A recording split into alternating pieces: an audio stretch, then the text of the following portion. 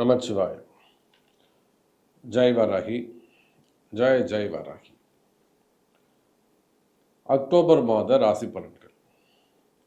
மேஷ ராசி அன்பர்களே, அக்டோபர் மாதம் ரொம்ப நாளுக்கு பிறகு, கிட்டத்தட்ட ஒரு 18 மாதத்துக்கு பிறகு ஒரு மாற்றம் ஏற்படக்கூடிய ஒரு மாதமாக மேஷ ராசிக்கு இந்த மாதம் அமைகிறது. காரணம் என்னன்னு கேட்டிங்கனாக்கா, உங்களுடைய ராசிநாதன் செவ்வாய் பகவான் இது நாள் வரையில் கன்னி ராசியில் இருந்து வந்தார். 6ஆம் இடத்துல மறைஞ்சிருந்தார்.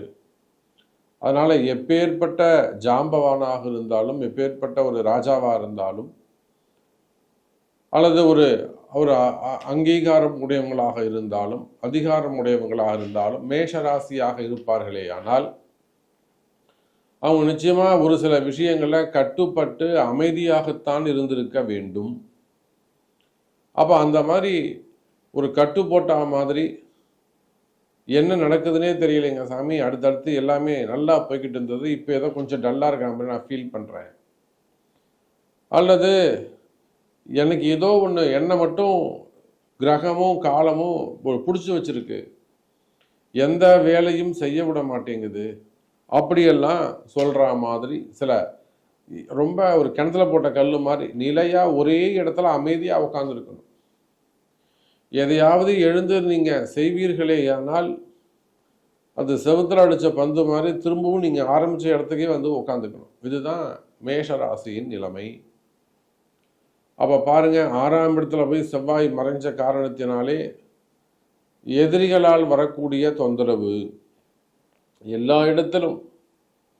குடும்ப பெண்களாக இருந்தால் அங்கேயும் எதிரிகளுடைய தொந்தரவு குடும்பத்தில், அல்லது வேலை செய்கிற இடத்துல ஜாப் ரிலேட்டடாக வேலை நிமித்தமாக பார்ப்போமே. ஆனால் நிறைய யங்ஸ்டர்ஸ் இப்போ வந்து கால் பண்ணுறாங்க. ஸ்பெசிஃபிக்காக பெண் குழந்தைகள், சாமி நான் பெங்களூரில் இருக்கேன், நான் கிருஷ்ணகிரியில் இருக்கேன், நான் கோயம்புத்தூரில் இருக்கேன், நான் இந்த மாதிரி சில கம்பெனியில் ஒர்க் பண்ணுறேன். இப்போ கம்பெனி நேம் நம்ம சொல்லக்கூடாது இல்லையா. அங்கே வந்து ஒரே ப்ரெஷராக இருக்குது, எல்லாருக்கும் ரிவார்ட்ஸ்லாம் கிடைக்குது, ஆனால் எனக்கு வேணும்னே கொடுக்க மாட்டேங்கிறாங்க, வேணும்னே கார்னர் பண்ணுறாங்க.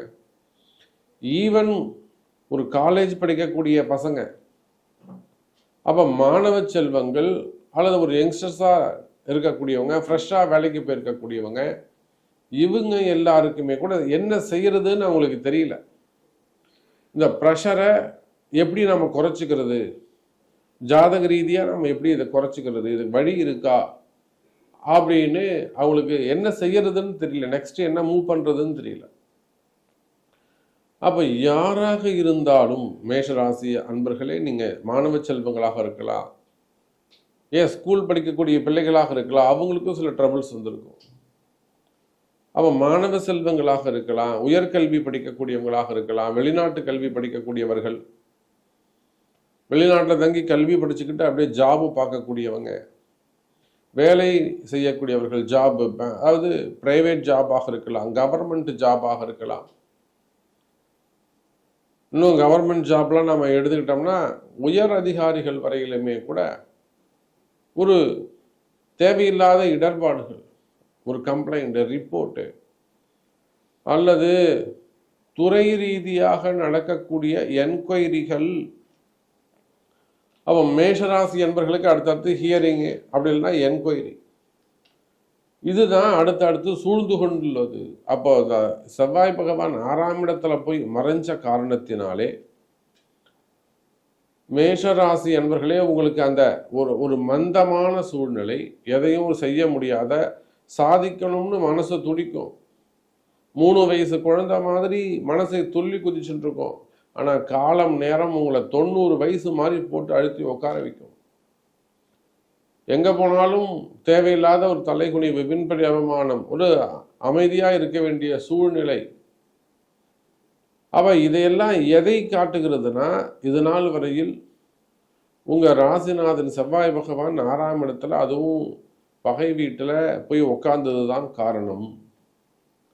நிறைய மேஷராசி அன்பர்களுக்கு வருமானம் டல்லாக இருந்திருக்கும், மெயினாக இன்கம் குறைஞ்சிருக்கும். சேல்ஸ் நல்லா இருந்தது சாமி, நாங்கள் வந்து பிஸ்னஸ் பண்ணுறோம், கடை வச்சுருக்கிறோம், உள்நாடு வெளிநாடுகளில் கடை வச்சு நடத்தக்கூடியவங்க, பிஸ்னஸ் பண்ணக்கூடியவங்க, கம்பெனிஸ் வச்சு நடத்தக்கூடியவங்க, ஃபேக்ட்ரிஸ் வச்சு நடத்தக்கூடியவர்கள்,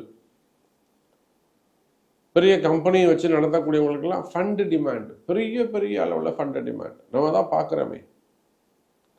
பெரிய அளவில் அடுத்து ஃபண்டு டிமாண்ட். ஒரு இடதோஷம், நான் பல இடங்களில் இந்த மேஷராசி என்பர்களுக்கு இந்த இடதோஷத்தை பற்றி அறிவுறுத்துவது உண்டு. ஆனால் நிறைய மேஷராசி என்பர்கள் கேட்குறாங்க, அதுக்கப்புறம் அலட்சியமாக அதை விட்டுடுறாங்க. அப்போ அந்த மாதிரி வரக்கூடிய இடதோஷங்கள், அப்போ ஃபண்டு டிமாண்ட் பண பற்றாக்குறை என்பது மிகப்பெரிய சவாலாக இருந்து வந்திருக்கிறது. அப்போ ராசிநாதன் போய் மறைஞ்சிடுறாரு, அதுவும் எங்கே 6ஆம் இடத்துல போய் மறைகிறாரு. எதிரிகளால் வரக்கூடிய தொந்தரவுகள், வம்பு வழக்குகள், சொத்து பிரச்சனைகள், கோர்ட்டு கேஸு சம்பந்தப்பட்ட பிரச்சனைகள், இதெல்லாம் புதுசாக வளருது. உங்களுக்கு ஃபேவரபுளாக வர வேண்டிய சில தீர்ப்புகள் கூட, ஜட்ஜ்மெண்ட்ஸ் கூட திசை மாறி போகுது. எப்பயுமே ஒரு பூஜை பண்ணாலும் ஒரு விளக்கேற்றினா கூட தசை முக்கியம். தசை மாறிடுச்சுன்னா அதிர்ஷ்டம் மாறிடும். தசை ரொம்ப முக்கியம். அதே போல தான் பூமி, அந்த இடதோஷங்கிறது ரொம்ப ரொம்ப முக்கியமான ஒன்று. வீடாக இருந்தாலும் வாஸ்துக்கும் இதுக்கும் சம்பந்தம் கிடையாது. வாஸ்துவை விட உள்ள இருக்கக்கூடிய ரகசியம் அந்த இடதோஷம். அப்போ செய்தொழிலாக இருக்கலாம், பிஸ்னஸாக இருக்கலாம், நீங்க எந்த தொழில் செய்பவராக இருந்தாலும் சரிதான். அதே போல அரசியலில் ஈடுபட்டு இருக்கக்கூடியவர்கள், அரசியல் தலைவர்கள், அரசியல்வாதிகளாக இருக்கலாம், அல்லது சினிமா துறையை சார்ந்தவர்களாக இருக்கலாம், சினிமா துறையை சார்ந்தவர்களாக இருக்கலாம். அப்போ நீங்கள் அந்த துறையை எடுத்துக்கொண்டாலுமே கூட அதிலும் ஏற்ற இறக்கங்கள் இருந்திருக்கும். நெருங்கி ஒரு வாய்ப்பு, அப்புறம் கை நழுவி போயிருக்கும். அது பிஸ்னஸாக இருக்கலாம், அதான் வருமானமாக இருக்கலாம், தொழிலாக இருக்கலாம்.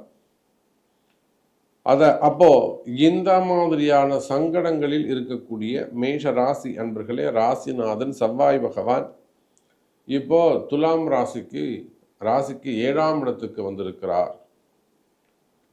7ஆம் இடத்திலிருந்து உங்க ராசியை பார்க்கிறார். அப்போ உங்களுக்கு இருந்து வரக்கூடிய பிரச்சனையை உங்க ஜாதகத்தை கொண்டு சரி செய்ய முடியும். மேஷராசி அன்பர்களே, நீங்க உலகத்துல எந்த மூலையில இருந்தாலும் சரிதான், as per your birth chart மட்டும் கையில இருக்குமே ஆனால், அப்போ அது இப்போ என்ன தசா புத்தி நடக்குது, அதுக்கு நாம் என்ன பரிகாரங்கள் செய்யணும், இந்த கஷ்டம் உங்களுக்கு ஏன் வந்தது, என்ன கர்மா உங்கள் ஜாதகத்தில் இருக்குது, எல்லாருமே புதிர் கர்மாங்கிறாங்க. உங்களுக்கு எந்த மாதிரியான கஷ்டம், அந்த கஷ்டம் வந்ததுக்கான காரணம், அதற்கான கர்மா. அப்படி அந்த கர்மா தியரியை கொண்டு பார்ப்போமே ஆனால், அதற்குரிய ரெமெடிஸ் எடுத்து செய்வீர்களே ஆனால், நிச்சயமாக இந்த அக்டோபர் மாதம் முதல் உங்கள் வாழ்க்கை பிரகாசிக்கும். குறிப்பாக வீட்டில் மங்கள விசேஷங்கள் நடைபெறுவதற்கு வாய்ப்புகள் உண்டு. 60ஆம் கல்யாணம், 70ஆம் கல்யாணம். நம்ம நிறைய மேஷராசி அன்பர்களுக்கு நிறைய பேருக்கு தெரியும். இப்போ கூட ராஜமன்னார்குடியில் ஒரு 60ஆம் கல்யாணம் செஞ்சு வச்சுட்டு வந்தோம். ஒரு அற்புதமான ஒரு பண்ணையார் வீடு. மன்னார்குடி போயிட்டு ஒரு 60ஆம் கல்யாணம் ரொம்ப அமக்கலமாக செஞ்சாங்க. 2 நாள் விழாவாக செஞ்சாங்க.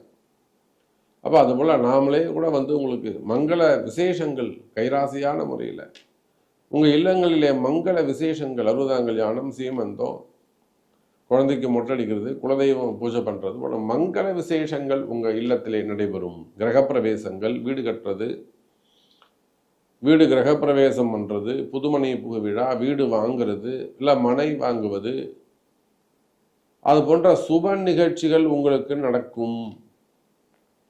அதே போலத்தான் திருமண யோகங்கள். நிச்சயமா மேஷ ராசி அன்பர்களே, திருமண யோகங்கள் கைகூடும்.